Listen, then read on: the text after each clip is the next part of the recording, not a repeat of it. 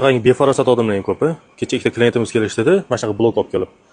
Mendan so'rayapti. "Aka, svarka necha pul bo'ladi?" deb. "Mashincha bo'ladi" desam, "Yonda o'rtog'iga 1 soatda mashincha pul topasmisiz? Bu svarshik bo'lish kerak ekanda, nima qilardik? 4 yillab dedi, institut o'qib, shuncha kontrakt pulini to'lab, ishimiz aniq bo'lmagan narsaga deyapti. Bundan ko'ra svarshik bo'lsa bo'lmasmidi? Bizda paytda deydi, svarshiklar alkash bo'lardi. Arzimagan pulga deydi, kelib uyingizda ertalabdan kechgacha ishlab ketardi. Ularni ko'rib bizda o'qishimiz kerak ekan deb o'ylovdik deydi. Hunardan bir foyda yo'q ekan deb o'ylovdik deydi. Bu svarshik bo'lish kerak ekanda deb kesatyapti. Aytdim, bo'lish kerak svarshik. Xohlasangiz keling, shogirdlikka olaman desam, bo'ldi, ertadan kelaman shogirdlikka deyapti. Oyiga dedim, $1000 berasiz dedim. Necha oyda o'rganasiz bilmayman desam, shogirddan ham pul so'raysizmi deyapti. Institutga bergansizlar dedim, shuncha pulni. Lekin ishi aniq bo'lmagan. Buni ishi aniq. Xohlagan paytingiz, xohlagan joyda ishlab ketaverasiz. Faqat o'zingizda intirish bo'lsa, qiziqish bo'lsa bo'ldi.